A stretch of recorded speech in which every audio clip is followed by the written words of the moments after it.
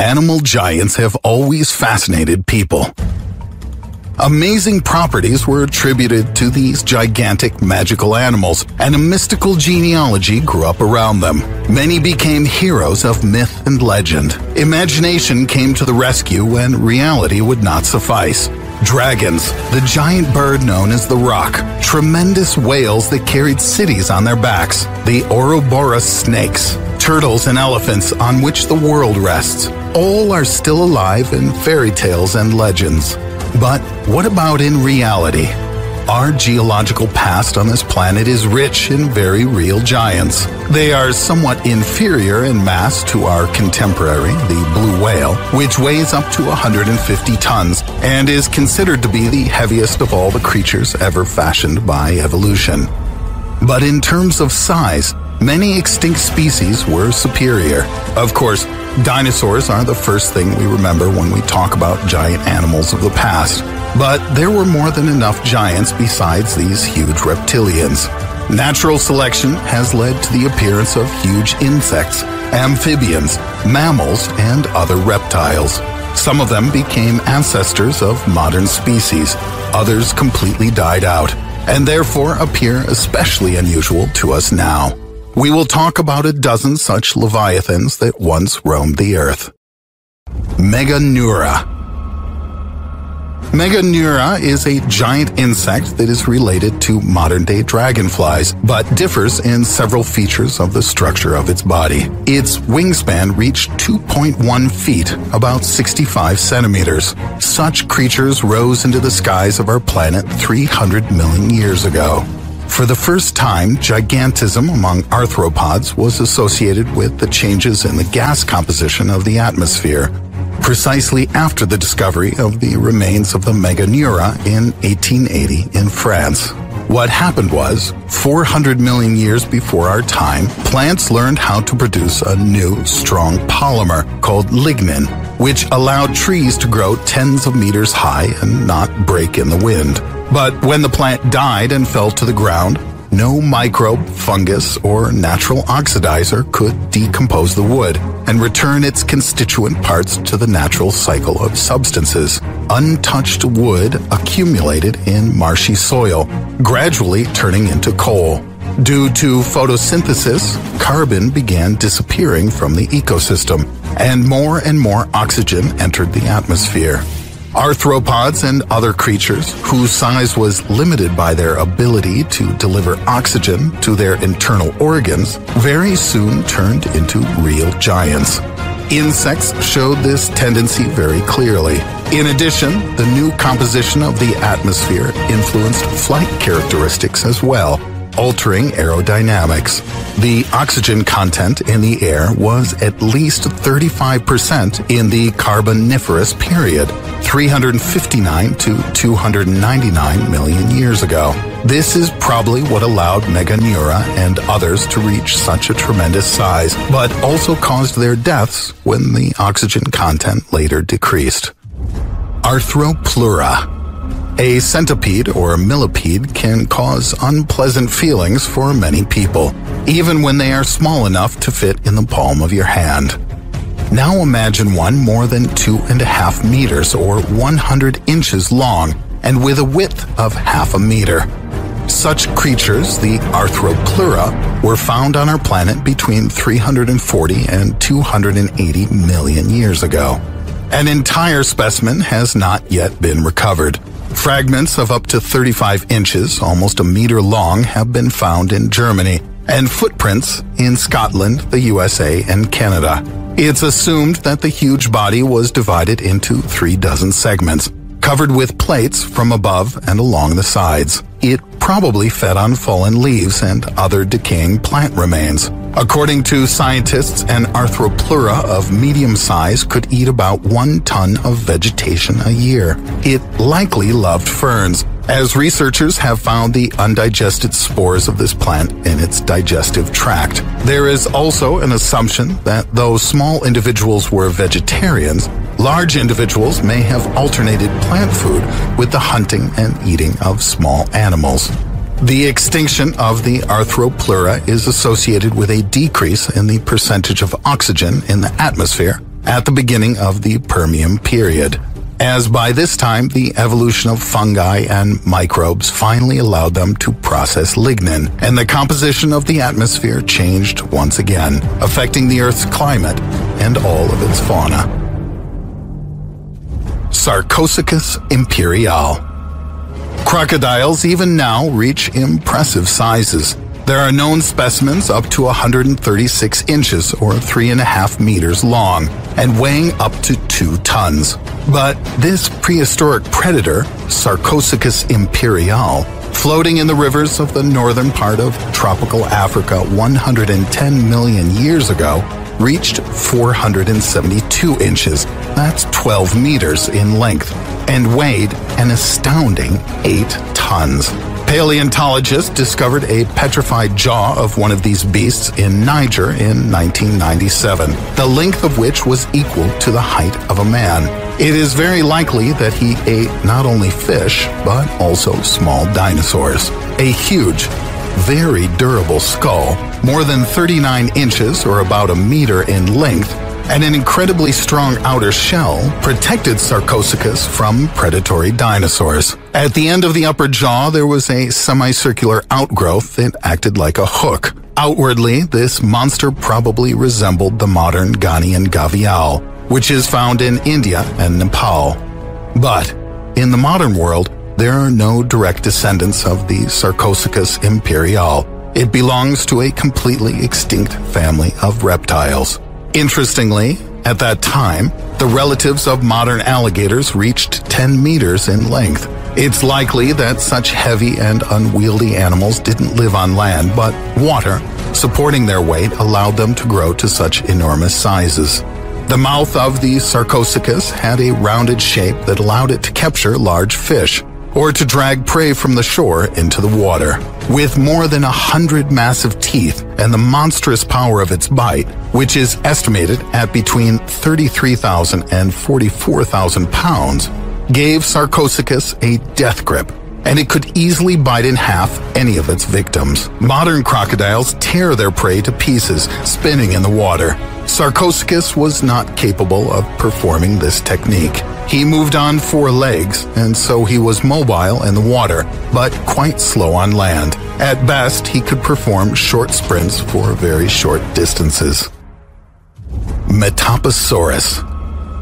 Another fancier of fish, and in this sense, a competitor to super crocodiles, was Metaposaurus, a giant carnivorous amphibian with a wide and flat head, whose mouth was dotted with hundreds of teeth. His appearance resembles that of a salamander, and they are distantly related. The petrified remains of this creature can be found in Germany, Poland, North America, Africa, and India. The 2-meter-long Metaposaurus, with its poorly developed limbs, probably didn't spend too much time on land. It likely preferred its water habitat. It is considered the progenitor of most of our current amphibians, including frogs and newts. Their remains are usually found in the form of clusters of skeletons of large individuals that perished in drying reservoirs. It's likely that the adults of the species simply couldn't move across land, and therefore didn't even try to find their way to a neighboring lake or pond. Younger animals of the species are found in the coastal strips of water bodies. It's likely that up to a certain age they were more mobile than the adults. Paleontologists believe that the lifestyle of large individuals was spent as a kind of living trap. The Metaposaur lay hiding on the bottom of a body of water and performed a quick attack move when prey swam close. But there is an assumption that Metaposaurus could have been more active predators as well. This is indicated by the location of the eyes, suggesting a fairly accurate ability to estimate distance. Metaposaurus disappeared during a major extinction event which occurred about 201 million years ago. It affected many animals, including large amphibians, which opened the way for dinosaurs to dominate the planet. Megatherium. Megatherium, the giant ground sloth, is the ancestor of the armadillo, the anteater, and the modern sloth, and was about the size of an elephant. They were one of the largest terrestrial animals, and their body length reached 236 inches or 6 meters, and their weight was as much as 8,800 pounds or 4 tons. They moved mainly on their hind legs, using their tail for additional support. These giant sloths lived mainly in what is now North America. Their earliest remains are dated to about 5 million years ago, and the last of these beasts probably heard human speech, for they disappeared just 11,000 years ago. The animals were most likely very strong, but they were slow. Their skeleton was very tough. It's assumed that the giant sloths could pick leaves from trees, having paws with claws 1.5 meters long, and very well adapted for such foraging. Few animals could reach as high as a sloth. A swipe of such a paw could easily kill an animal, and the shape of their elbows speaks of an ability to swing and jab quickly. It's possible that the Megatherium ate meat, or maybe their front paws were used just for fighting. Forest racids, or the terror birds. Modern African ostriches reach over 2.5 meters or 106 inches high and can run at speeds of between 37 to 43 miles per hour, but they are unlikely to surprise a person like you or me. But a giant bird of prey capable of swallowing a medium-sized dog, that perhaps inspires some fear. The oldest remains of the forest racids, nicknamed the terror bird, date back 60 million years, and the last skeleton about 2 million. Previously, it was believed that these birds went extinct because of man. Modern theory says they died out before the appearance of human beings. The terror birds didn't fly, but ran at speeds of up to 31 miles per hour, with a height of as much as 118 inches. That's 3 meters. Prey could not escape. There are suggestions that the forest racids were good runners, as long as they were going in a straight line, but it is surmised that they lost much of their speed when turning, which gave a greater chance of survival to small, dashing prey. A long, curved beak, similar to the beaks of modern winged predators, helped to tear the flesh of its victims. It's impossible to crush prey much with such a beak, but it is very useful for striking powerful blows. And it's also quite possible that the forest racids enjoyed dining on carrion. The largest skull that has been found from among this family of giant birds was 29.5 inches, or about 75 centimeters in length. Forest racids are found in South and North America, a rare example of the migration of a South American species to the north after the formation of the Panama Isthmus. Their closest contemporary relatives are South American birds of the Cariamidae family, whose height reaches 35 inches or 90 centimeters. Agorocassis. The length of a modern shrimp can reach 11.8 inches. Not too shabby, but 480 million years ago, in our ancient seas, there was a shrimp 78 inches long, Agorocassis. We don't know exactly what it tasted like, but scientists have learned quite a lot about its appearance and internal structure. Like a modern whale, it sieved plankton from the water, but used mesh sprouts on its head to do this. Agorocassis was not afraid of competitors. The rest of her kind, now completely extinct, were mostly predators, and more species of plankton filled the seas. The structure of its body is so unusual that, until 1985, paleontologists generally believed that the torso was that of a sea cucumber. Its oral appendages with its teeth were thought to belong to jellyfish, and the appendages on their heads, shrimps. The scientific adventure of the Agorocassis did not end there. For quite some time, paleontologists, relying on incomplete prints and fossils, thought that the animal had one pair of flexible blades on each side for each segment of its body. It turned out that on each segment of this huge body there were 2 pairs of such blades, and they correspond to the upper and lower limb elements of modern arthropods, now represented by insects, spiders, and crustaceans. And in some species, the paired lobes fused.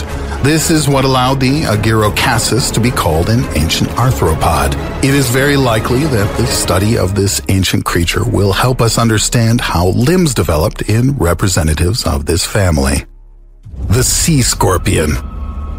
The sea scorpion can scare anyone with its appearance. Its body was 79 inches or 2 meters in length and calls to mind both a spider and a crab. It probably preferred fresh water, so 390 million years ago it could be found on the bottom of a river or lake and primarily dined on fish. Its dimensions were determined by the discovery of a petrified claw with a length of 18 inches, almost half a meter, discovered during excavations in Germany near the town of Prüm.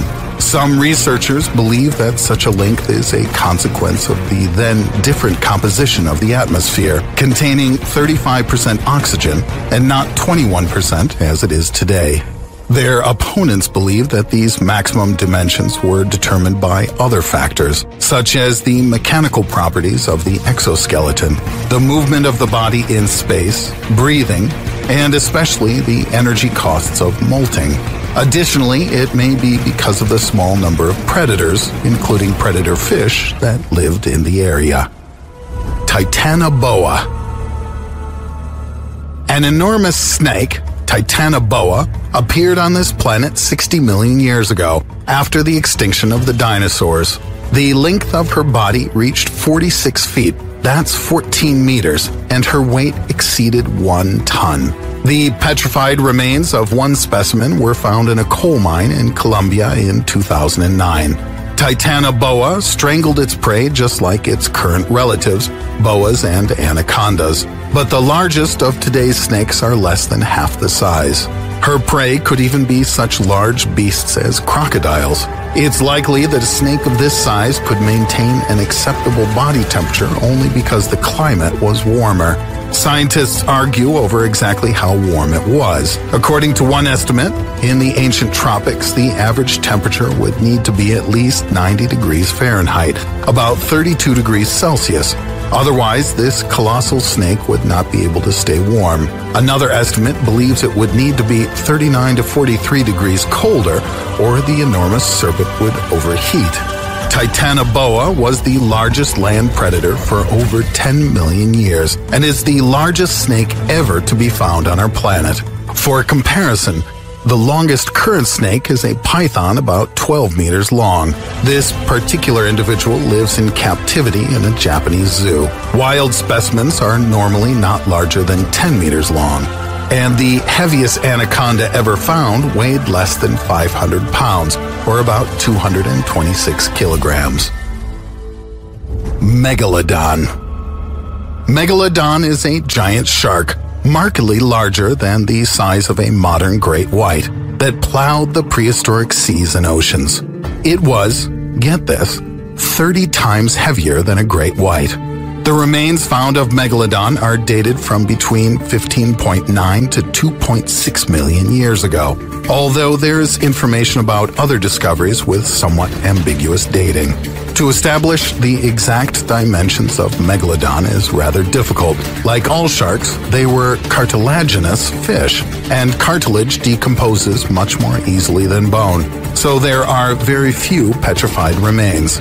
Basically, scientists find well-mineralized fragments of the spine and ancient shark teeth of up to 7 inches or 18 centimeters long, hence the name Megalodon, which in Greek means huge tooth.